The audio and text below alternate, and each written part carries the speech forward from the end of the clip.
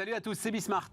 Nous voilà repartis pour une nouvelle heure de débat. On va balayer l'actualité plus nationale, là, d'ailleurs, grâce à l'un de nos invités, Léonidas Kalogeropoulos, défenseur éternel, sorte de chevalier voilà, de l'ordre économique national. Vive la France, il dit Léonidas, donc c'est pas mal. On va en parler ensemble. Est-ce qu'on va parler que de ça? Oui, peut-être. Allez, c'est parti, c'est Bismart.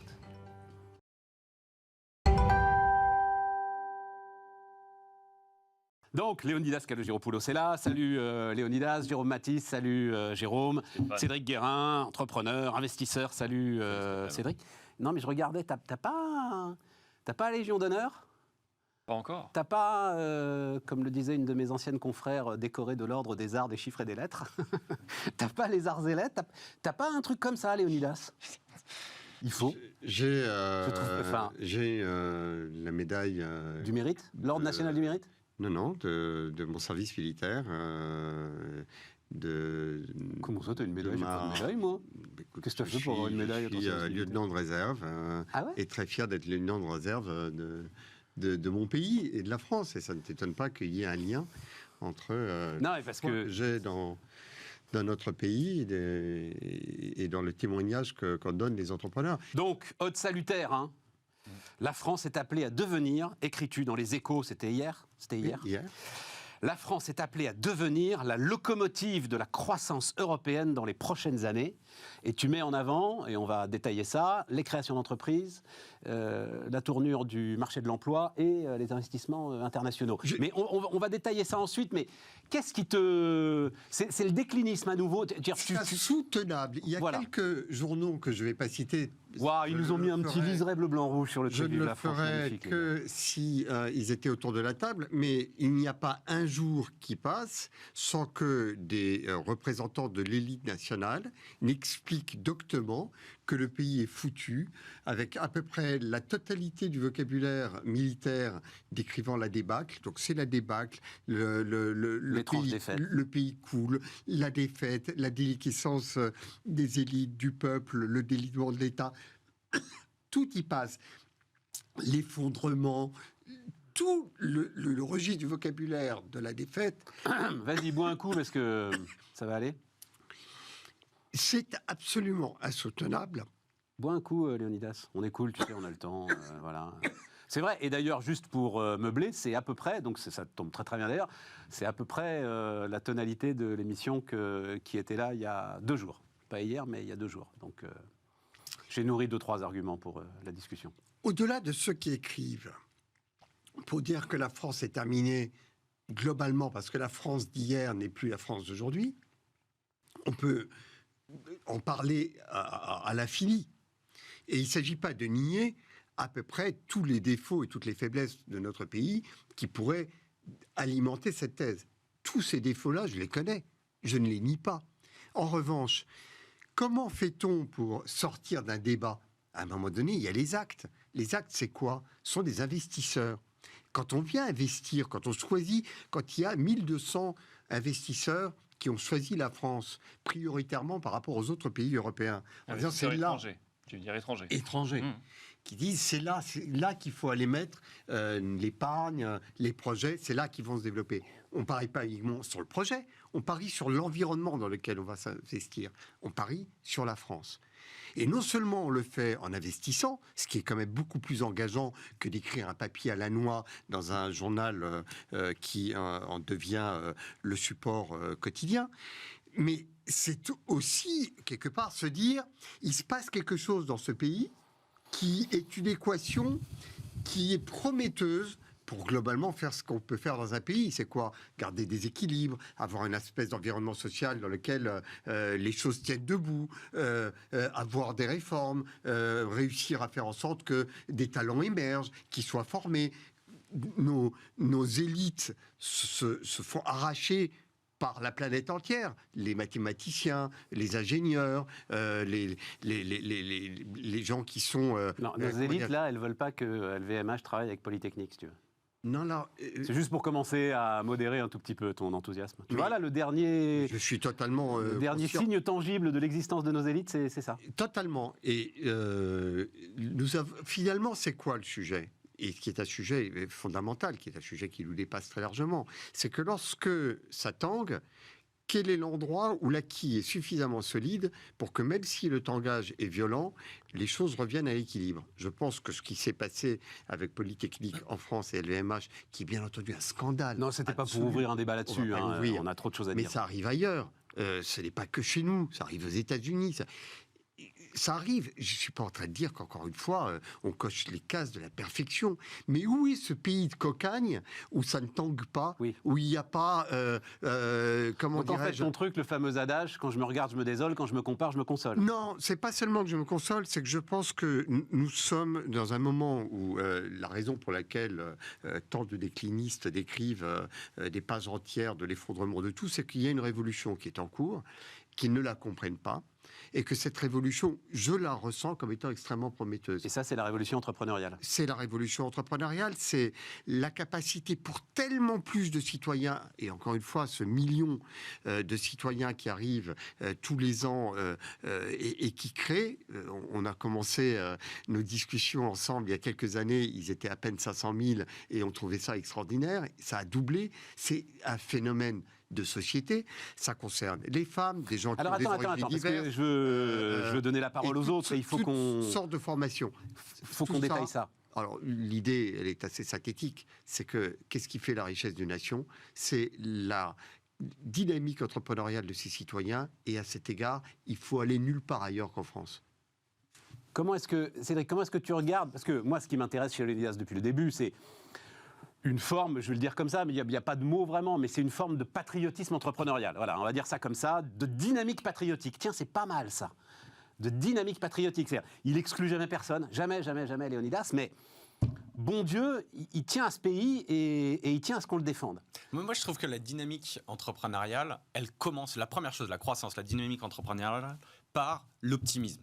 Si tu pars déjà défaitiste, tu pars avec un boulet au pied. Et heureusement qu'il y a des gens pour contrebalancer ces défaitistes, qui sont des gens comme Leonidas, ou même quand Xavier Niel, super entrepreneur, te dit on est dans un paradis fiscal, pour essayer de contrer cette négativité, on est dans un enfer fiscal.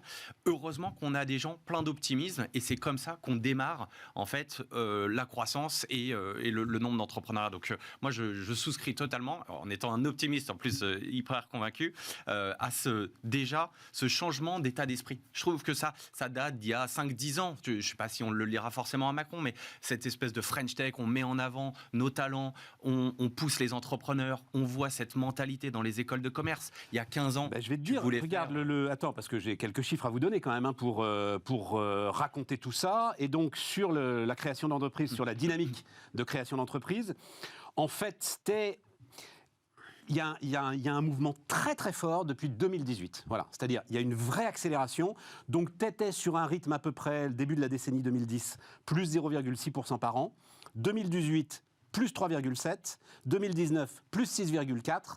2020, plus 4%. Donc oui, là, tu as une dynamique. On s'est appuyé sur le succès, je trouve, des GAFA pour faire émerger une vraie ambition française. En disant, même si on est dans un pays de 60 millions, 67 millions de personnes, on peut rivaliser avec eux, entreprenez, prenez des risques. Et puis, en fait, tout s'est développé. Les entrepreneurs à succès réinvestissent l'argent qu'ils touchent. Et donc, tu as une dynamique très positive qui se fait depuis 5-10 ans sous l'essor, alors qu'on voit beaucoup de la French Tech et de la tech, mais qui est, je trouve, un signal très positif envoyé aux autres pays. On parlait d'investissement étranger tout à l'heure, de dire, en fait, on a plein de talents. Regardez, on commence à mieux les marketer et on a des super entreprises. Là, il y a Pascal qui a levé 100 millions d'euros. Oui, mais alors attends, on va en dire un mot. Je vais demander, parce que justement, il est là, moi, mon problème. Et tu vas être très, très le bon interlocuteur pour en parler. Jérôme. Oui, alors je souscris à tout ce qui a été dit. C'est vrai qu'il y a un changement de mentalité. Moi, je le vois avec mes étudiants. C'est une génération qui a été biberonnée. Donc Dauphine, je ne vais pas préciser. Oui, bon. Mais c'est Dauphine, Ah mais bah c'est non, aussi c'est ailleurs. pas oui bon, parce que Non. c'est au contact avec cette élite On est face devant à laquelle une on se gratte génération. un peu la tête, nous. Donc c'est D'accord. ça qui est intéressant d'écouter Très ton bien. témoignage là-dessus. Oui, bon, alors on est face à une génération qui a été biberonnée aux biopics, aux biographies des entrepreneurs à succès, Bill Gates, Steve Jobs, etc. Et eux, non seulement, alors déjà, c'est ce qu'on lit aussi dans la presse, c'est que les jeunes ne rêvent plus de CDI. Alors certes, un CDI, potentiellement, ça va leur permettre d'avoir accès à un logement, etc. Mais ils ne rêvent plus de ça. Ils veulent être entrepreneurs, ils veulent entreprendre, ils veulent changer bien sûr le monde dans lequel on vit. Ça, c'est quelque chose qui est, je dirais, indémodable. Tous les jeunes générations, c'était déjà vrai dans les années 70, voulaient changer le monde. Mais ils veulent le faire par l'entrepreneuriat. Et c'est peut-être ce qui est nouveau par rapport à des engagements politiques. On voulait peut-être plus le faire par des bulletins de vote. L'action collective. Vous voulez collectivement en France plutôt être dans la fonction publique. Alors, exactement. Alors ça, c'est quelque chose qu'on observe dans les grands corps. Les gens qui sont sortis de la botte de l'ENA il y a 5-7 ans, il y a une proportion beaucoup plus grande qu'on retrouve aujourd'hui dans le privé. C'est-à-dire que le statut de fonctionnaire ne fait plus du tout rêver comme il pouvait faire rêver autrefois. Et puis, on a aussi un président qui revêt pour certains l'image d'un start-upper. Il incarne un petit peu ce mouvement vers l'entrepreneuriat, notamment individuel. Voilà, donc il y a tout ça. Son parcours politique le reflète vachement aussi. Ah, même oui, s'il a c'est toujours la plus été belle dans... des startups françaises, C'est Macron. exactement. Là. Partir sans rien et réussir à arriver au top, c'est, je trouve, en termes de modèle d'ambition, on aime ou on n'aime pas, mais ça donne cette image-là. Et je rebondis sur ce que tu disais dans les écoles de commerce. Moi, j'ai gradué en 2005, donc il y a un peu plus de 15 ans. Tu te dis, avant, tu voulais être avocat, banquier d'affaires, consultant. Mais maintenant, 50% des gens veulent être entrepreneurs. Et je trouve que c'est exactement ce que tu dis. En 15 ans, tu as eu Attends, Léonidas, parce que je vais aller justement. Donc, quelques chiffres. Donc, c'est ce million d'entreprises aussi qui évidemment nourrit ton optimisme. Donc, dont 62% dans la catégorie micro-entreprise. Ce qui est intéressant, c'est que la catégorie transport et entreposage, donc en gros, les livreurs, parce que c'est le grand truc, oui, d'accord, c'est des livreurs à vélo. Ben non, c'est une nette recul de 35%. Au profit des activités de conseil et au profit des services à la personne. 18% de nouvelles entreprises industrielles aussi, donc de création d'entreprises industrielles. Donc il y a quelque chose. Je vous ai donné donc le sujet du rythme qui s'accélère incontestablement. Encore une petite chose, 26% des auto-entrepreneurs restent salariés. Mais c'est qui est très intéressant d'ailleurs. Ça veut dire que par rapport à ce que j'entends aussi, qui m'est insoutenable que les Français seraient des feignants, quand 26% des auto-entrepreneurs restent salariés, ça veut dire qu'ils travaillent en plus que leur salaire. C'est-à-dire que tu prépares. Donc ils ont un problème. C'est très intelligent. On a un problème qu'il faut creuser un peu avec le salariat, dans le rapport au salariat, mais pas le rapport au travail. Ce sont des choses distinctes. Alors, quand même, c'est là où moi j'ai mon sujet avec notre cher pays. D'ailleurs, c'est Philippe Bloch qui, je me souviens, on en avait parlé. Il faut arrêter de dire ce pays. Notre pays. Voilà. Absolument. Dire ce pays, c'est déjà finalement se mettre à l'écart. Quelque chose qui ne nous concerne pas. C'est notre pays. Notre pays. Le problème que j'ai dans notre pays. Donc, 4 200 000 entreprises en France, d'accord ? Mais tu as 4 millions de boîtes qui font 15% de la valeur ajoutée du pays. C'est tout. Et 19% de l'emploi. Voilà. Et tu as 273 grandes entreprises qui font 32% de la valeur ajoutée du pays et 30% de l'emploi. Voilà. Et moi, mon sujet, et c'est là où je veux t'entendre, Cédric, parce que je suis très content pour Pascal. J'ai passé 15 ans à en célébrer des histoires comme ça. À part Xavier Niel, à part Free. À un moment, je disais Atos, mais bon, voilà. Je n'ai pas. Mais il y a des boîtes plus anciennes. Regarde JC Deco. JC Deco, c'est une start-up. Peut-être, mais je les compte, allez, on va dire sur les doigts d'une main. Enfin, je cherche, oui, Doctolib, machin, etc. Où on commence à avoir une table. Mais on n'y arrive pas. Moi, il est là mon sujet. Mais à grossir, à rentrer dans ces grandes entreprises. Alors, je n'ai pas cité les 6000 ETI, tu vois. Les 6000 ETI, 29% de la valeur ajoutée, 25% de l'emploi. C'est ça qui porte le dynamisme économique du pays. C'est pas les entrepreneurs, quelle que soit l'admiration qu'on ait pour eux. Pourquoi est-ce qu'on n'arrive pas à grossir ? Je pense qu'il y a probablement le financement de ces entreprises-là a beaucoup évolué ces dernières années. Il y a quelque chose qui se pratiquait beaucoup aux États-Unis, c'est de pouvoir avoir un peu de liquidité en tant que fondateur. Parce que finalement, si tu gardes tes billes, tu es payé correctement, mais tu fais pas des millions, et tu fais grossir une boîte, à un moment, quand on te met un chèque sous le nez important, tu vas céder. Et là, finalement, depuis quelques années, quand tu commences à faire des séries A, peut-être plus B, C, D, il y a une partie aussi de liquidité pour les fondateurs qui permettent en fait de capitaliser et de s'assurer. Et à partir du moment où tu as cette sécurité financière, où tu te dis, j'ai réussi à matérialiser une partie du capital tout en restant très important au capital de ma société, je peux me projeter à long terme et de me dire finalement ce n'est que de l'upside, parce que quand tu as des très belles... Ce que tu veux dire, c'est que ça, je comprends très bien ce que tu dis, c'est très, très intéressant. Ce que tu veux dire, c'est ça, c'était la norme aux États-Unis, c'est en train d'arriver en France. Oui, exactement, mais depuis quelques années, c'est pas nouveau. Et ça va permettre aux boîtes de grossir, c'est-à-dire les gars vont pas être tentés de vendre je pense à la qu'en tant première que offre. fondateur, si tu te dis j'arrive, peu importe les sommes, à mettre 1 million, 5 millions, 10 millions, parce que ma société vaut 1 milliard, et comme je suis pas motivé par l'argent, parce que 99% des entrepreneurs le font pas par l'argent, le font parce qu'ils ont un but, ils veulent changer le monde.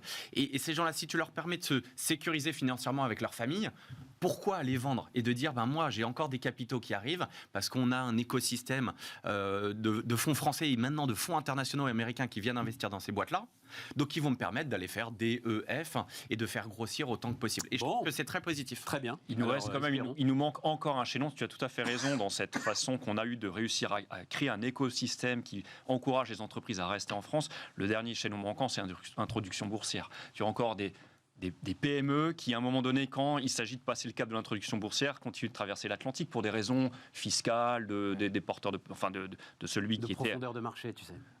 De Mais profondeur de marché pas que ça, de la fiscalité autour de aussi. cette table. Oui, attends, un truc. Oui. Ouais. La recherche-action. En fait, le problème, on a Nicolas Dueb qui vient nous voir régulièrement, dont la petite boîte est cotée, donc Alchimie, sa start-up est cotée. Le problème, dit-il, c'est que notre marché est tellement étroit qu'en gros, personne n'écrit sur mon entreprise. Ouais. Personne n'écrit. Tu n'as aucun moyen de faire vivre ton titre, tu vois, et de susciter à un moment l'intérêt d'investisseurs, les échanges, etc. C'est ça qui fait l'intérêt de la bourse.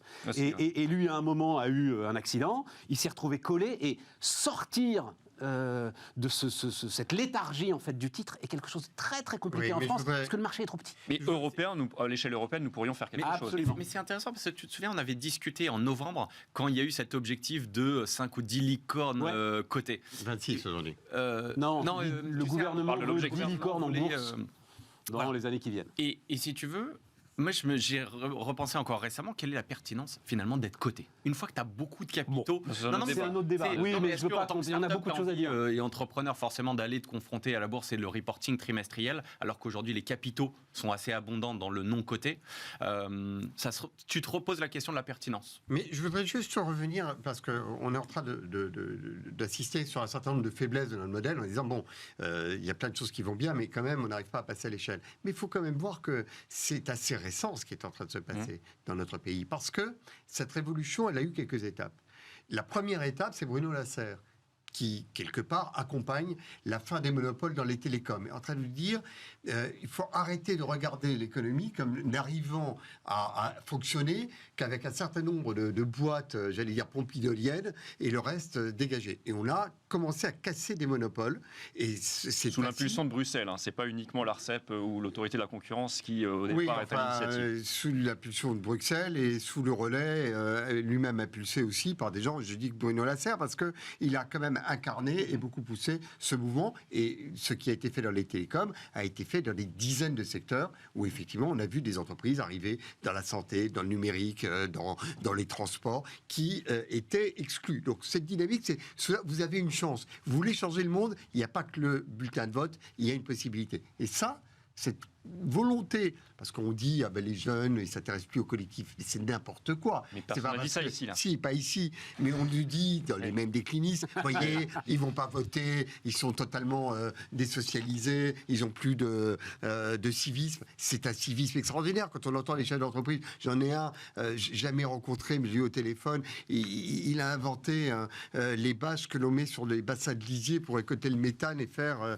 de l'énergie. C'est ta grande affaire du moment, tu nous l'avais déjà raconté la dernière fois. Oui, mais ça me passionne. Ça me passionne parce qu'on prend 60 000 bassins de lisier et on en fait de l'énergie. Ça fait en 3 ans l'équivalent du central nucléaire et pas 15. Donc oui, ça me passionne parce que... Mais ce type, quand je lui dis, vous avez besoin d'investisseurs, je sais pas quoi, il me dit, mais c'est ma boîte. Je veux que mon pays la garde. Je veux absolument pas la vendre du tout. L'autre élément de la révolution, c'est Novelli. avec les auto-entrepreneurs. Ça a ouvert les vannes. C'est pour vous. Entreprendre, c'est pas que pour les autres. C'est pas les fils et les filles de nantis. C'est ouvert à tous. C'est l'autre élément. Et puis après, il a fallu accompagner ce dynamisme. Et je dois le dire, parce que ça me semble très important de temps en temps regarder ce que le privé fait mal. La BPI a apporté une impulsion absolument décisive. Ce que Nicolas Dufour a fait à la tête de la BPI en créant des écosystèmes, et notamment pour l'industrie, c'est un élément fondamental de la révolution. Et quand je dis qu'il faut le regarder quand même comme un élément essentiel, j'aurais bien voulu qu'il y ait une banque privée, mais je garde en mémoire le discours du président de la Société Générale de l'époque, notre fameux, dont le nom m'échappe Daniel soudain, Bouton. Daniel Bouton, qui est venu expliquer devant le mouvement patronal éthique, devant 200 patrons, pourquoi voulez-vous que je risque l'argent de mes dépositaires alors que je gagne tellement d'argent sur les marchés financiers. C'était 2007, hein. C'était une autre époque. Hein. D'accord, c'était 2007. Mais on est en Ou train 2006, je crois. on est en train de décrire 20 ans d'une révolution. Eh bien, cette révolution n'est pas achevée, mais bon sens que ça fait du bien d'être ici et de la vivre. John Chambers, 2013. France is the next big thing. Eh ben, voilà la preuve. J'attends encore quand même. Mais moi, j'attends pas. J'y suis. C'était il y a 10 ans. T'aurais vu là, les 10 ans de. Donc, John Chambers, pardon. Alors, c'est pas le fondateur de Cisco, mais c'est le gars qui a fait Cisco, quoi. Voilà, on va dire comme ça. Et is the next big thing. France is the next big thing. Je crois qu'il était devenu ambassadeur. Je crois que Macron l'avait nommé ambassadeur de quelque chose, d'ailleurs, à un moment. Pour, ça me dit quelque chose. C'est passé un truc. Macron, ministre de l'économie, pas Macron, président de la République. France is the next big thing. Bon. Et on y est, et il n'y a pas de doute. Non. On est tous d'accord, hein, je te le dis.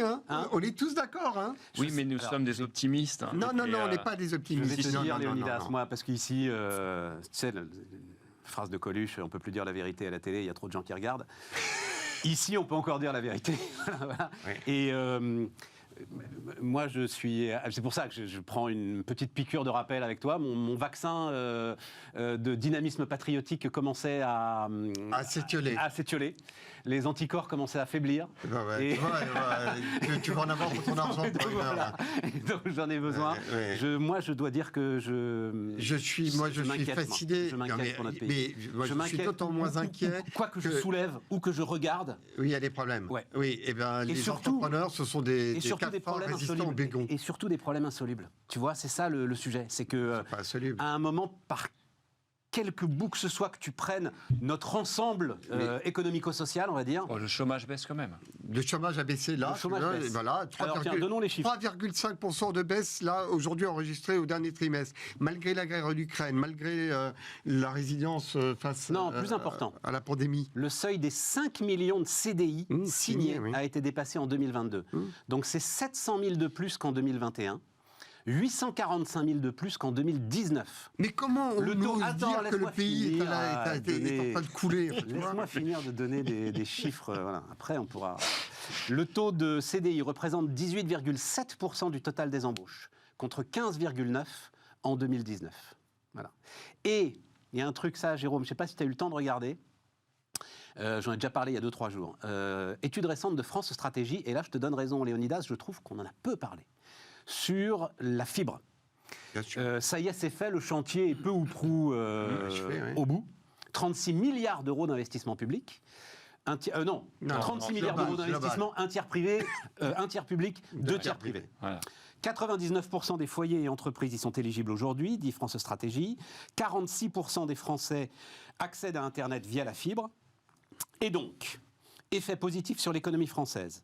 Dynamique entrepreneuriale. Le nombre de demandeurs d'emploi baisse de 1% en moyenne. Là où il y a la fibre. Dans les territoires où il y a la fibre. Bien sûr. Oui, voilà une bonne nouvelle. Mais c'est un chiffre énorme. Il y a un alignement des planètes, parce qu'il y a le Covid qui a poussé au télétravail, qui a poussé certains à finalement immigrer vers des zones rurales, résidences secondaires ou voire des résidences principales. Et quand on est en visioconférence, il faut du haut débit. Donc effectivement, comme tu dis, il y a eu 13 milliards d'euros d'argent public mis sur la table. Alors c'est 3,5 milliards de l'État, 8,8 milliards des collectivités. Oui, parce que c'est un partenariat public-privé. Mais si on regarde juste les sommes du public, non mais c'est intéressant. Donc, et un demi-milliard de l'Europe. Et pour équiper, c'est 43 millions de logements, donc ça fait une dépense d'argent public, 300 euros par logement. Mais c'est intéressant, il faut que l'État fasse ça. Et ça a permis à la France de remonter dans le peloton. Le chômage te semble crédible. Moi, c'est énorme. C'est énorme et c'est une bonne nouvelle. Et c'est une bonne nouvelle Oui. qui peut-être, et c'est là où je dis, j'aimerais bien que C'est le problème on des s'en occupe. transports que l'on connaissait. Non, mais Ça tu sais, résout une on a, un partie du sujet, problème des transports. on a un sujet sur ces créations d'emplois. C'est que pour la première fois, les créations d'emplois ne sont pas conformes à la hausse du PIB. Et donc, ce que disent beaucoup d'économistes, c'est des emplois de basse extraction, faible productivité, et donc c'est pas de la pure création d'emplois. En télétravail, c'est pas de la faible créativité. Voilà, peut-être que cet élément-là n'est pas pris en compte, et ça m'intéresse beaucoup. Il y a juste un truc que je voudrais dire, ça n'a rien à voir avec la fibre, mais marteler, parce que c'est mon rôle un petit peu de pédagogue, de rappeler quand même aux gens qui nous écoutent, la plupart le savent déjà, on entend souvent de trimestre en trimestre, 85% de création d'emplois sont des CDD, ce qui est bien que bon nombre de nos patriotes en viennent à se figurer que la majorité des actifs français occuperaient un CDD. Non, les CDD, c'est 12% des postes, 75% c'est du CDI, et vous avez 13% d'indépendants ou en apprentissage. Donc, c'est ce genre de nouvelles aussi, martelées par les médias. 85% de création de postes sont en CDD. Les Français se disent, mais tout le monde est en situation de précarité professionnelle, ce qui n'est pas le cas. Et malheureusement, les bons chiffres, ceux des bonnes nouvelles, ne sont pas suffisamment mis en avant. Donc tout ça, ça joue. La comparaison entre les flux et les stocks, c'est quand même une des grandes spécialités de l'ensemble de ceux qui veulent amener de la confusion dans le débat. Notamment sur les riches, on en reparlera. Tu compares un flux avec un stock et tu dis « Ah, quelle honte, c'est pas possible !» Ce que je trouve aussi assez intéressant, c'est qu'il y a plus de 500 000 démissions dans le dernier trimestre. C'est-à-dire aussi que, voilà, on commence aussi à tourner... Non, mais oui, mais le chiffre n'est pas... Et en fait, ça, c'est un retour à ce qu'on avait... c'est ex-ante, c'est un retour à ce qu'on avait en 2018-2019. Oui, enfin, il y a 500 000 personnes qui se disent, je vais démissionner, je vais trouver un autre poste, ou je vais créer... Il y a des mesures d'accompagnement de reconversion professionnelle qui sont beaucoup plus généreuses qu'autrefois et qui ont été mises en place. C'est un marché du travail qui s'est inversé quand même. Je ne sais pas comment on doit interpréter la hausse des CDI, mais comme il y a un taux de chômage de plus en plus bas, le salarié a un levier plus important sur l'employeur, donc finalement tu es plus en mesure de dire je vais négocier un CDI versus un contrat avec une période d'essai ou pas, est-ce que derrière je vais... Donc tout ça, c'est, je trouve, sain, parce que finalement, ça a été longtemps au profit de l'employeur, maintenant c'est au profit du salarié. S'ils peuvent en bénéficier en négociant plus facilement un CDI, je trouve que j'ai du mal à tirer une vraie conclusion de l'augmentation des CDI. Mais je pense que ça s'inverse. Tout le monde est d'accord là-dessus. Il y a aussi beaucoup de gens qui partent en retraite qui occupaient un CDI. Et donc, voilà. Cela dit, juste sur les créations d'emplois qui sont effectivement assez vertigineuses, je le dis quand même, l'économie en tant que science a ses limites. Que l'on se dise, il y a la crise, il y a l'inflation sur l'énergie, l'économie va ralentir, tout ça. Mais c'est contredit par les chiffres. Quand il y a cette énergie entrepreneuriale dans le pays, eh bien, les chiffres, le business as usual ne marche plus. Écoute, et il y a là une force qu'il faut en prendre acte. Elle est là. Et cette force-là, eh bien, elle contredit les prévisions et qu'on continue à contredire les prévisions. La prévision, l'économétrie qui permet de faire des prévisions n'a jamais produit un bien et un service à 1 euro. Jean-Luc Tavernier, directeur général de l'INSEE, tenait exactement ces propos-là ce matin sur Radio Classique. Tu vois, voilà. Le chef des statistiques te disait... Alors, je déteste ce mot de résilience, et pourtant, boum, ça y est, on va dire la croissance de l'économie française aujourd'hui et de l'économie européenne échappe à tout ce qu'on avait prévu et échappe à toute explication statistique. Voilà, il l'admettait. Pardon, le fait qu'il y ait des fusées privées qui aillent dans l'espace et qui reviennent et qui repartent, et que ça soit une entreprise qui le fasse, a échappé à tous les prévisionnistes depuis longtemps. Mais il y a un entrepreneur qui l'a fait. Ce que font des dizaines, des centaines, des milliers, des centaines de milliers d'entrepreneurs, ça échappe forcément à la prévision. Et c'est pour ça qu'il y a quelque chose de particulier. Je ne suis pas juste optimiste en me disant je suis optimiste en France et donc je suis optimiste pour la France. Et si j'étais en Angleterre, je serais optimiste pour l'Angleterre par patriotisme.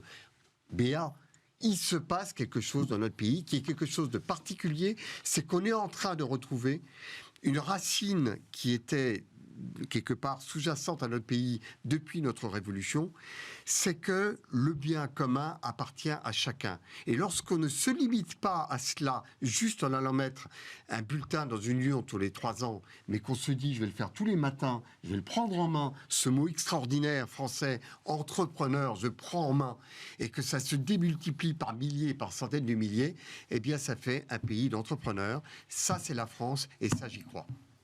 Il faut faire de la politique, alors. Pas du tout. Faut mettre Attends, mais on ne relance pas, il faut qu'on fasse la relance pas. pause. Non, c'est la grande phrase de Léonidas que j'adore. Ouais. L'intérêt général N'est pas un monopole d'État. n'est pas un monopole Bien d'État. sûr, bien sûr. Magnifique phrase. On marque une pause.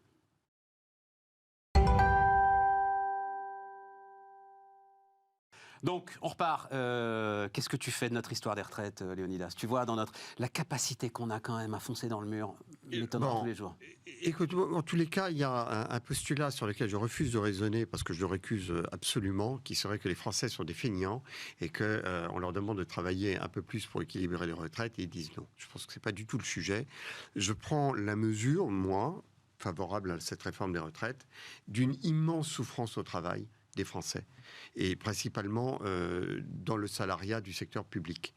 À l'évidence, dans le contrat social autour du salariat dans ces entreprises publiques, à la RATP, à la SNCF, à l'Éducation nationale, l'idée que ça va être globalement un cauchemar, ça va durer quelques décennies, et Dieu merci, à la fin, on part et pas trop tard. Ça fait partie du job. On n'est pas très très bien payé. On va pas être très bien traité. Ça va pas être très bien. Les équipements dans lesquels on vit, il y aura pas de ping-pong. Il y aura pas. Non, mais c'est pas une question de ping-pong. Là, c'est juste une question d'avoir du chauffage, tu vois. On en est là. Et ça, c'est insupportable. Ça m'est insupportable parce que je trouve. Moi, en tant que contribuable, ça m'est insupportable. Mais absolument. Mais en tant que contribuable, en tant que citoyen, de me dire que les conditions de travail de ces millions de salariés fait que pour eux, ils rêvent même pas que ça puisse aller mieux. C'est juste qu'il faut que ça se termine le plus vite possible. On a collectivement échoué dans quelque chose qui est fondamental. Et je pense que si la vie au quotidien n'était pas autant une souffrance, oui, ça se passerait beaucoup mieux. Et que l'on n'ait pas posé ce sujet-là en même temps que la question des retraites, je pense qu'on est en train de passer à côté de quelque chose qui me semble être initié. Parce que je vois d'abord que dans le privé, les choses ne se passent pas de la même manière. Mais ça existe également dans le privé, notamment pour des carrières courtes. Donc pour moi, c'est un sujet fondamental. Jérôme, comment tu vois le truc? Encore une fois, repartons pas, parce que tout a été dit sur... Tout a été dit. Moi, je ne fais pas tant de distinction sur privé et public là-dessus, plutôt que col bleu, col blanc, mais c'est une autre histoire. Parce que les cols bleus dans le privé, ils ne sont pas mieux lotis que... Je pense qu'il vaut mieux être col bleu d'ailleurs dans le public que dans le privé, mais ça c'est autre chose. Non, mais ça veut dire travailler dans l'industrie. Ah non. Non, mais col bleu, c'est-à-dire manutentionnaire... Bon, bref, peu importe. Non, mais c'est un sujet. Oui, c'est un sujet. Non, je pense que la question, le gouvernement essaie de réformer jusqu'à l'acceptation populaire, et c'est ce qui est en train de se tester actuellement. Je pense que s'il y avait un nouveau projet qui serait mis sur la table, on ne pourrait pas épargner les retraités de l'effort, en fait. C'est ça, parce que finalement, il y a un enjeu électoral qui est très fort, je pense, pour le gouvernement actuel, c'est qu'il épargne totalement, il exonère les retraités de tout effort dans la réforme, et ça me paraît profondément injuste. C'est clair. Donc voilà, je pense qu'il faut réformer, je ne suis pas de ceux qui disent qu'il ne faut pas réformer.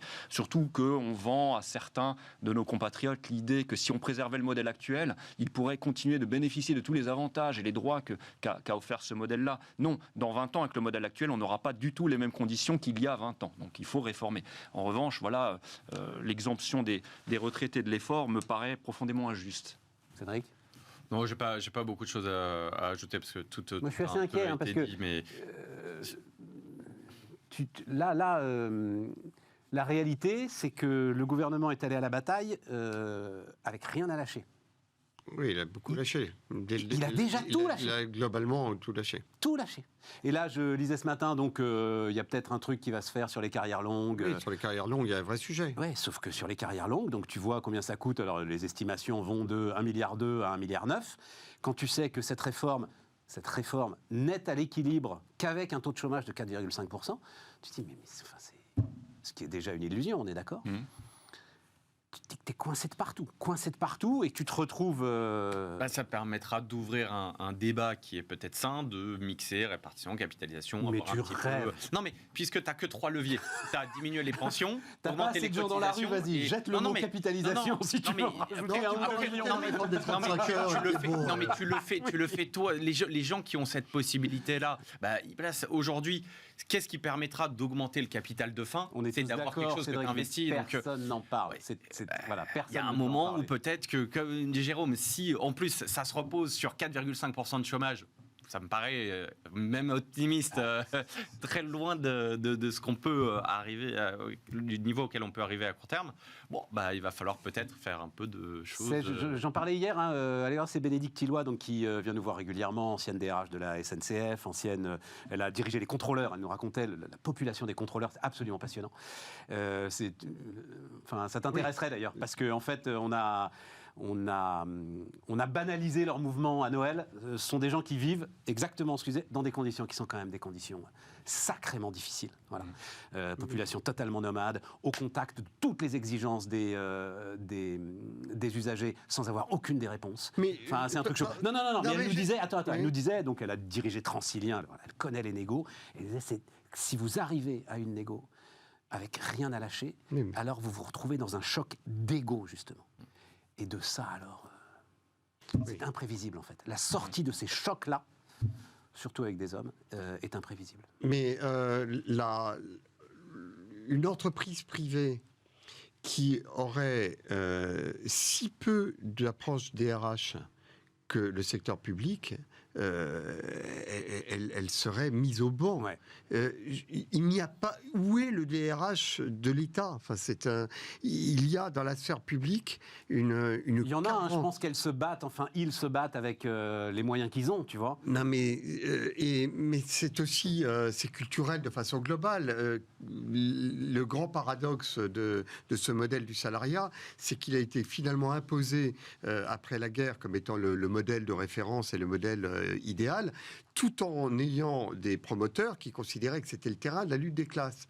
Et donc finalement, on continue de résoudre ou de traiter les problèmes à l'ancienne, avec des espèces de batailles rangées pour avoir des paramètres, un peu d'argent par-ci, un peu de statut par-là, et les problèmes de fond qui sont les problèmes du quotidien, que n'importe quelle entreprise privée traite de manière normale, c'est son job, ce n'est pas traité dans l'appareil d'État. Et ça fait des millions de salariés qui sont véritablement en souffrance. Je pense que c'est une nécessité de prendre ça à bras-le-corps. Je n'en vois pas le début pour le moment.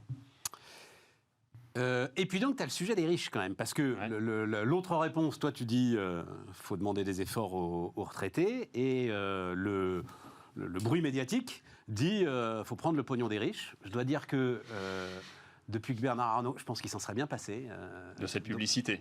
Et puis surtout d'être, donc du fait de la chute du titre Tesla et de la montée impressionnante du titre LVMH, Bernard Arnault est maintenant assez largement l'homme le plus riche du monde. Et donc, ça, c'est parti là-dessus. Et tu as été intéressé, Jérôme, par un point de vue donc, de l'économiste Étienne Vasmer, qui dit en fait tout le problème vient, alors le point de vue est évidemment détaillé, etc., mais je vais le résumer, le problème vient de ce que trop de gens considèrent que l'économie est un jeu à somme nulle. Oui. Et que si certains ont beaucoup, c'est forcément au détriment qui sont allés le piquer ailleurs. De ceux qui ont peu. Oui, alors il explique, c'est pas à proprement parler son point de vue, c'est qu'il résume un pan de la littérature académique qui produit notamment un papier qui vient de sortir, publié par l'université d'Harvard, où des chercheurs essaient de mesurer, alors c'est au sein des États-Unis, de savoir qui penche plutôt pour une pensée à somme nulle, cette idée que finalement toutes les ressources seraient en quantité limitée, si bien que si je prends une plus grande part, je vous en prive, ou une pensée plutôt dynamique, on dirait gagnant-gagnant. Donc, par exemple, dans le commerce international, on va dire la pensée gagnant-gagnant dit, voilà, les pays qui concourent au commerce international, chacun s'enrichit et trouve son bonheur. La pensée à somme nulle dirait, oui, mais les pays riches se sont enrichis en polluant. Et du fait du réchauffement climatique, ce sont les pays pauvres qui vont le plus payer la facture. Donc on voit ce côté, ce que gagne l'un est pris à l'autre. Et ça se fait aussi au niveau individuelle. Lorsqu'une personne s'enrichit, est-ce qu'elle s'enrichit au détriment de l'autre ou pas? On a l'opposition d'une pensée, je dirais, plutôt libérale, qui croit dans le ruissellement des revenus, là, et ce qui fait que quand bien même il y a des fortes inégalités, finalement ça profite même aux plus pauvres, et à l'opposition d'une pensée plutôt marxiste qui figure tout en termes de lutte des classes. Mais donc, pour l'emploi, effectivement, Bernard Arnault, c'est un peu le cas qui est mis en exergue par des gens qui défilent contre la réforme des retraites, en disant, s'il y a des gens si riches, Bernard Arnault, je suis désolé, il ne doit pas sa richesse à sa propre activité. Il a des centaines de milliers de collaborateurs, et pour ces gens-là... 120 000 en France. Rien qu'en France, voilà, 220 000. Et donc, il a concouru à la mise en place d'un système de répartition de la valeur ajoutée qui lui réserve une trop grande part. Et donc, la question, c'est pourquoi ne pas lui en demander plus à lui? Alors, juste un mot pour terminer le résultat de cette étude, qui est assez intéressante, qui, encore une fois, a été menée sur la population américaine. Ce qu'il trouve, c'est que finalement, ces différences de mentalité, ceux qui pensent plutôt, qui ont plutôt une vision pensée à somme nulle, sont des gens, plus pauvres, on va dire, les moins éduqués, les gens qui descendent par exemple de l'esclavage, à contrario de ceux qui ont eu une immigration choisie. Voilà. Et ça s'est transmis même générationnellement, c'est-à-dire qu'il y a des gens qui ont immigré dans les États-Unis dans les années 50 et que de ce fait ont considérablement amélioré leur niveau de confort. Donc eux, ils ont plutôt une pensée gagnante-gagnante. Ils ont transmis ça à leurs enfants, ils l'ont transmis à leurs petits-enfants, c'est-à-dire qu'on a des traits psychologiques qui se seraient, parce qu'il n'y a pas que des économistes, il y a aussi les psychologues compris par l'étude, qui se seraient transmis de génération en génération. Et puis alors sur l'échelle politique, bien sûr, les démocrates, c'est plutôt une pensée à somme nulle. Les républicains, plutôt une pensée gagnante-gagnante, avec une exception parmi les conspirationnistes républicains, ceux qui avaient typiquement envahi le Pentagone. Et oui, et tu retrouves... Pas le Pentagone, la maison. Tu retrouves, le Capitole. Tu retrouves les hillbillies des Appalaches, le cœur de l'électorat de Trump, c'est-à-dire des gens qui se vivent comme victimes de la mondialisation. Ils ont parfaitement raison d'ailleurs, mais qui n'ont pas... Je me permets de corriger un truc, je me permets de corriger un truc auquel je tiens énormément, c'est cette histoire de ruissellement. Tu me contesteras peut-être, mais parce que la pensée libérale, c'est pas l'idée que ma réussite va ruisseler. Non, c'est l'idée que ma réussite prouve que la vôtre est possible. Tout à fait. C'est faites pareil. Tout à fait. Tu vois ? Non, il n'y a pas de ruissellement. Il y a juste, puisque les conditions existent pour que j'entreprenne et que je réussisse, saisis cette chance plutôt que de me prendre le fruit de ma réussite. Voilà. J'entends bien. Voilà. Mais il y a un argument qui est mis en avant pour ceux qui critiquent le libéralisme, qui est de dire oui, mais attendez, vous critiquez mon enrichissement personnel, mais potentiellement il y a un ruissellement et ça permet. Il vaut mieux être. Non, bon, ça ouvre un autre chapitre. Voilà, et il y a juste une dernière phrase. Il y a aussi le sophisme, parce que je parlais d'un monde avec des quantités limitées qui nourrit cette pensée à somme nulle, le sophisme du travail en quantité fixe.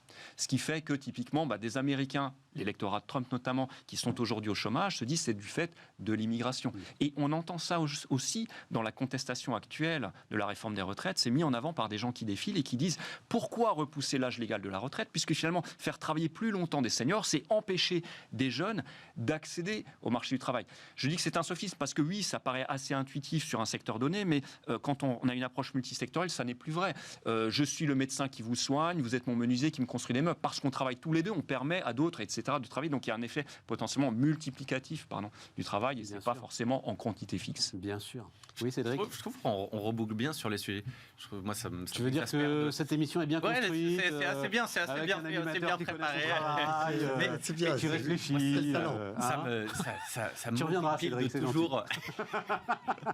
Moi, ça me rend dingue de toujours opposer les gens. On a toujours besoin de faire cette lutte des classes et des choses comme ça. Et je trouve qu'on manque d'optimisme parce que LVMH est le parfait exemple. Quand on a créé 220 000 emplois, c'est probablement en grande majorité des CDI, beaucoup mieux payés que le SMIC, puisqu'ils font des produits à haute valeur ajoutée. Donc on devrait s'en réjouir. Que si c'est le premier homme le plus riche du monde, c'est pas qu'il a 180 milliards sur son compte en banque, c'est qu'il possède 49% d'une entreprise qui en vaut beaucoup. Donc il est virtuellement.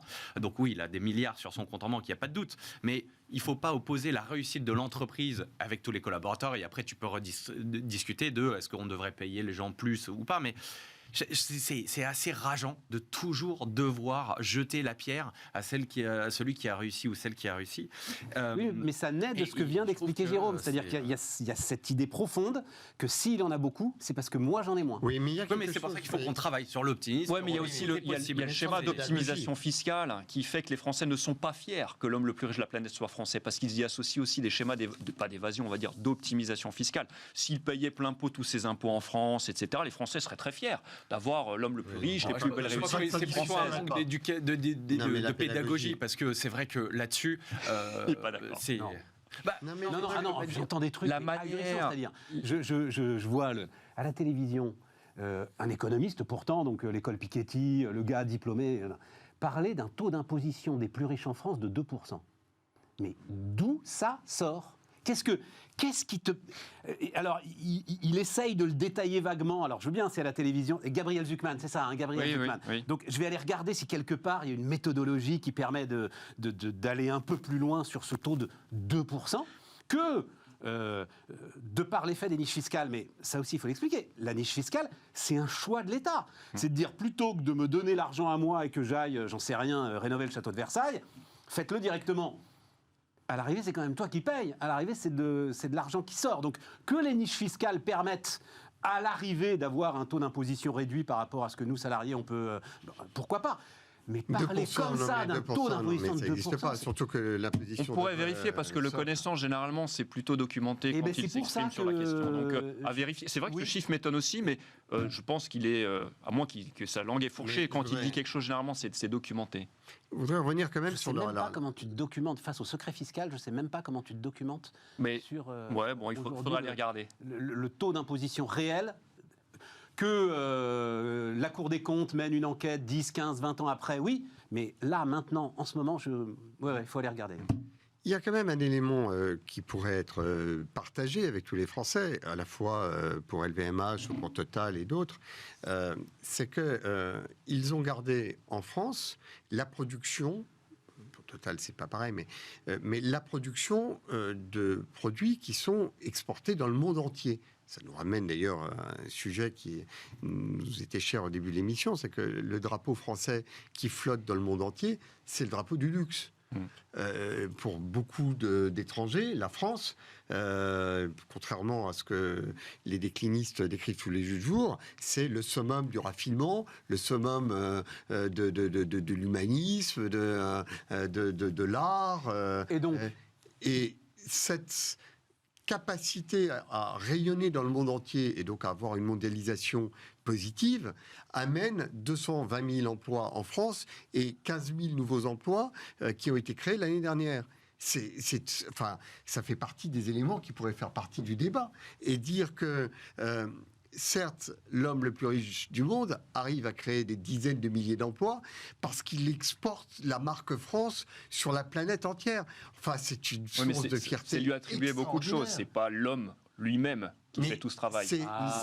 Non, je regrette. C'est l'entreprise, c'est la dynamique qu'il a insufflée, c'est la ténacité à avancer, c'est le talent de tous ces artisans, c'est le talent qui a été transmis, c'est le savoir-faire. C'est une stratégie d'entreprise quand même. Oui, mais c'est une stratégie. Penser qu'il n'exécute pas cette stratégie. C'est le général Patton qui gagne la guerre, tu comprends ? Alors effectivement, bien sûr qu'il y a besoin de soldats pour débarquer sur les plages, mais à un moment, c'est quand même le général en chef qui gagne la guerre. Il faut cette vision quand tu vas acquérir Tiffany et tout. T'as une vraie. Je trouve je ne dis pas le drapeau France. Non, mais c'est quelqu'un de très talentueux. Il n'y a aucun problème là-dessus. Ce qui choque les Français, encore une fois, c'est son niveau de richesse, c'est-à-dire qu'il partage pas assez le gâteau avec ses collaborateurs. Oui, mais ce qui est non. Mais si c'est ça, les collaborateurs sont pas. C'est ça qui choque les Français. C'est une richesse boursière. Mais j'entends bien. Mais ça n'a rien à voir avec le partage.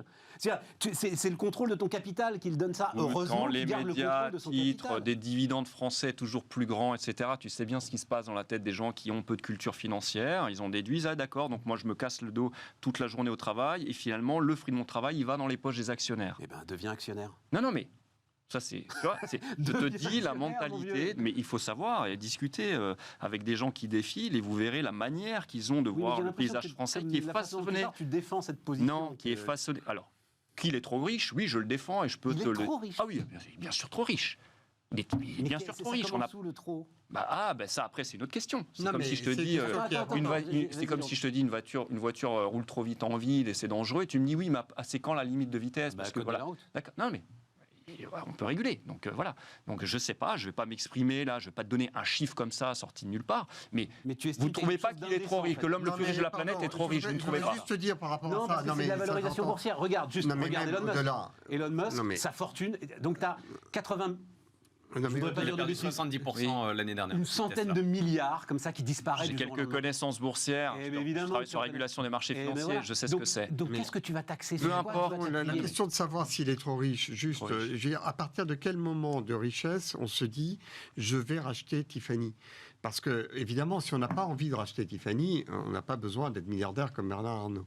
Mais en revanche, quand dans la vie de Bernard Arnault, l'un des objectifs, ça peut être à un moment donné de dire je rachète Tiffany et éventuellement, parce que je vois bien que c'est important dans ma stratégie, je ne sais pas, sur la promotion des marques, dans le digital, tiens, je vais racheter, je ne sais pas, Google, il faut avoir un niveau de richesse pour pouvoir prendre ce niveau de décision. Et si on n'a pas ces objectifs potentiels à l'esprit, on se dit, pour s'acheter son prochain costume, il n'a pas besoin d'avoir des milliards comme ça en poche. Donc je pense que la question de savoir si on est trop riche ou pas trop riche se mesure à l'aune des ambitions que l'on peut On n'est pas avoir. obligé d'acheter à titre personnel, on peut Non, acheter mais- avec mais- l'argent mais de l'entreprise. oui, c'est- non, c'est- mais- Là, on a l'impression que il a c'est à titre réussi. personnel, il Non, achète une par boîte. rapport aux autres Attends, exemples. vas-y, Il a vas-y. réussi à construire une entreprise très saine, qui fait des taux de croissance à 2 chiffres, qui fait de la marge, donc qui peut s'endetter. Pourquoi il est très riche? Parce qu'il a quasiment la majorité de son capital. Et là, grâce au fait qu'il n'a pas forcément besoin de lever des fonds, mais plutôt il peut s'endetter parce qu'il a la marge qui dégage pour pouvoir investir. Donc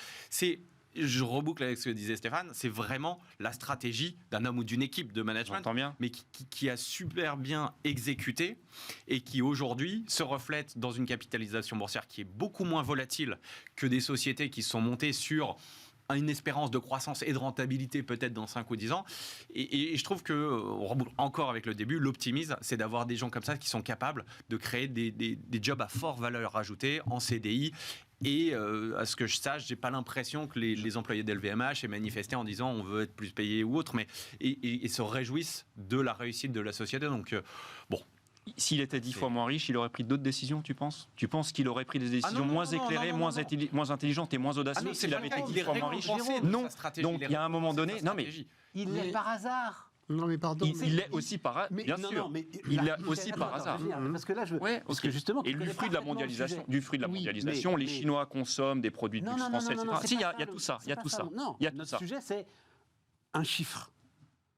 On débat autour d'un chiffre. D'accord. Ce chiffre n'est que le résultat périodique, en ce moment, d'arbitrage boursier fait par les grands décideurs boursiers de la planète. Entièrement d'accord. Voilà. Je n'estime Et- pas et- sa richesse et venir individuelle à dire- 240 milliards d'euros. Eh ben Mais oui, oui, mais tu dis que sur son compte bancaire, il doit bien avoir 1 ou 2 milliards d'euros. D'accord? sans doute, oui, j'en Sans sais doute. rien, j'en sais rien. Ça me paraît déjà Personne trop n'en sait élevé. rien. Ça me paraît déjà trop Mais élevé. pardon, Et il y a il une chose serait, qui me il semble serait très moins important. riche, il n'aurait pas pris de décisions moins éclairées. C'est que s'il devait être moins riche, parce que ça devait être régulé, il me semble Redistribué. absolument certain qu'il serait ailleurs. Et si la France devait prendre la décision de commencer à dire il y a un niveau au-delà duquel on est trop riche et il faut raboter, je pense qu'il y a suffisamment de pays dans le monde pour aller mettre sa fortune sans risquer le coup de rabot. Et Dieu merci qu'on n'a pas raboté. Et pardon de devoir le dire avec autant de netteté, Ouais. s'il devait y avoir un choix pour savoir si oui ou non il y a un rabot et s'il faut plafonner le ciel, je serais contre une D'accord. telle position. Mais D'accord. si tu veux que je Ça, fasse c'est un pas schéma vers qui est toi- tout à fait transposable à plein de problématiques. L'ESG, pourquoi faire de l'ESG? Puisqu'on peut faire ailleurs sans ESG. Enfin, je veux dire, dans ce cas-là, on ne fait plus rien. Non, mais si tu veux Il y a que un moment je donné, il fasse faut avoir une par volonté rapport- politique. Non, Oui, ce qu'il eh ben, faut, je ce ne qu'il l'ai faut, pas, ce qui- celle-là. D'accord. Non, non, Moi, mais je ce qu'il voudrais faut, c'est avoir développer, plus de millionnaires, développer la beaucoup plus de milliardaires. philanthropie. Tu vois, ce qui probablement manque par rapport aux multimilliardaires américains, on en parlait dans une émission, le Giving Pledge qui est partie des États-Unis mais qui s'applique à un peu toute la communauté internationale, bah, peut-être qu'il faut faire des mécanismes pour que les gens très riches développe de manière beaucoup plus importante la philanthropie. Tu vois, moi je suis comme Léonidas, je dirais taxé et contre-productif. En revanche, je dois te donner des incentives pour te dire développe ta fondation et des priorités. La fondation LVMH, c'est assez extraordinaire. Non, quand je dis philanthropique, philanthropique, c'est quand Bill Gates va dire bon, je déshérite pas mes enfants parce que je vais leur laisser quelques dizaines de centaines. Non, c'est le réseau d'école 42 de Xavier Niel, par exactement. exemple. C'est ça que je trouve extrêmement riche avec ce que va faire le Giving Pledge ou Xavier Niel. En fait, Xavier Niel n'est pas détesté par les Français. Non, mais mais Bernard Arnault est détesté par les Français. Et Xavier Niel ne l'est pas. Il est surtout très mal conseillé, en fait. Qui ? Bernard Arnault. C'est-à-dire que ça lui coûte rien, finalement. Niel est un génie sur ce plan-là aussi. Oui. C'est-à-dire racheter le monde. Enfin, je ne le rachète pas d'ailleurs, parce que je mets tout entre les mains d'une fondation. Je sauve la démocratie. École 42, école totalement gratuite. Je forme la jeunesse. Les Français sont fiers de Xavier Niel, ils ne sont pas fiers de Bernard Arnault. Mais pour finir sur une note d'humour, aurait dû faire ça. Pour finir sur une note d'humour, je ne sais pas si vous regardez, mais sur Netflix, il y a une série qui s'appelle Emily in Paris. Dans la saison 3, la famille Arnault est quand même assez taillée. Donc, Donc, si tu veux, oui, parce que ça, je sais plus quel est le nom de l'acronyme qui prennent, mais il y a le fils. Donc tu reconnais la famille Arnault, ce qui aide pas pour les populations, la masse, à se dire tiens, c'est. Bon, mais Jérôme, c'est compliqué de dire. Il est trop riche si t'as pas défini de niveau. Non, mais je suis pour des mécanismes plus redistributifs. J'entends bien qu'on peut toujours s'échapper, aller à l'étranger, on pourrait transposer cette manière de penser sur tous les thèmes sociaux. Non, mais pardon, mais j'aimerais juste quand même conclure sur ce débat, qui est un débat très profond. C'est qu'il y a quand même eu la, comment dirais-je, tentation d'avoir une taxation à 75% avec François Hollande et mes ennemis, c'est la finance. On s'en souvient. Ça n'a pas eu des effets économiques extrêmement vertueux. Et il me semble que la logique inverse qui a été adoptée avec l'arrivée d'Emmanuel Macron a comme effet la réduction du chômage. Oui, mais Emmanuel Macron a pratiqué la redistribution. Tu peux pas nous dire très justement. L'économie n'est pas forcément une science exacte. Il y a une demi-heure.